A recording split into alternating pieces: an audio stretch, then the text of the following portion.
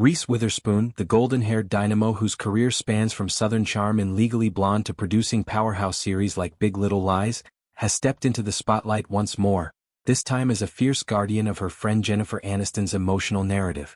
In a candid conversation that peels back the layers of celebrity scrutiny, Witherspoon dismantles the persistent rumor mill surrounding Aniston's past with ex-husband Brad Pitt, affirming that the iconic Friends star is far from ensnared in nostalgia's web. This revelation, shared during a revealing episode of the Armchair Expert podcast, isn't just gossip fodder. It's a testament to the depth of female friendships in an industry often defined by competition and comparison. Witherspoon's words paint Aniston not as a damsel in romantic distress, but as a beacon of grace, generosity, and forward momentum, qualities that have sustained her through decades of public adoration and invasive speculation.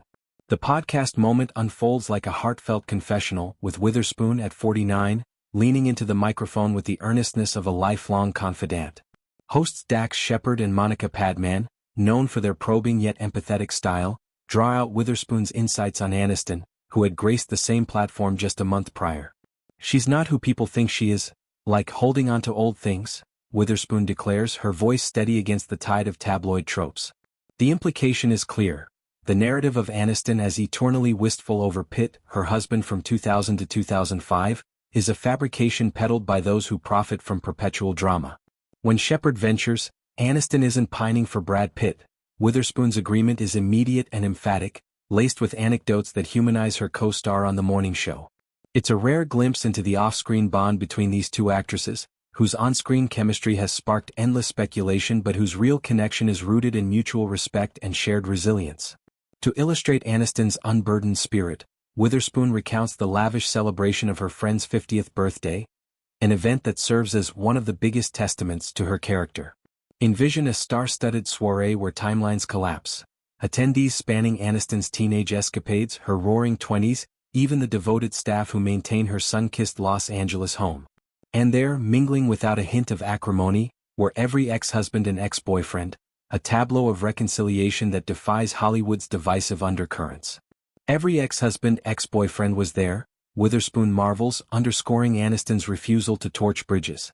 This isn't performative forgiveness, it's the essence of a high spiritual integrity person, as Witherspoon describes her, someone whose warmth extends like an open invitation. She's really warm and welcoming. She's like a big host. Like, come over.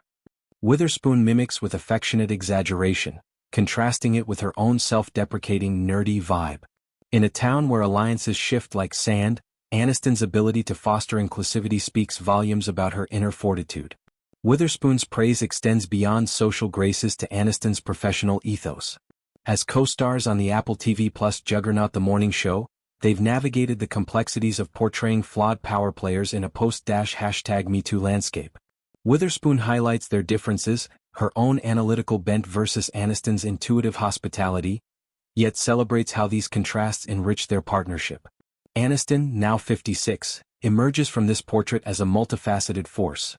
The Emmy-winning actress who redefined sitcom royalty with Rachel Green's quirky allure, the producer behind hits like The Good Doctor, and the wellness advocate whose clean living empire inspires millions.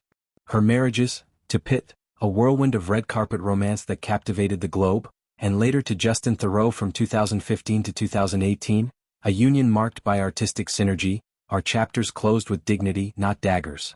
Fast forward to the present, and Aniston is scripting her next act with unapologetic joy. Over a recent weekend, she made waves by going public on Instagram with her new beau, Jim Curtis, a hypnotist whose calming presence seems tailor-made for her high-octane life. The post, a black-and-white snapshot of Aniston wrapped in Curtis's embrace from behind, is captioned with tender simplicity, "Happy birthday, my love. Cherished." It's a declaration of vulnerability amid the glare, signaling not just romance but renewal. Dating for mere months, their connection hints at the serendipity Aniston has long deserved. A partner who sees beyond the headlines to the woman who rises at dawn for yoga and advocates fiercely for women's rights. Witherspoon's defense resonates on a broader canvas, challenging the reductive lens through which women's post-divorce lives are viewed. Aniston has endured years of poor gen pity parties, fueled by Pitt's subsequent high-profile entanglements, yet she's channeled that energy into empowerment.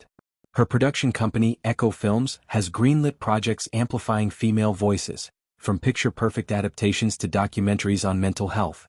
Witherspoon, no stranger to reinvention, from rom-com queen to Oscar-nominated producer, mirrors this trajectory, their friendship a bulwark against isolation.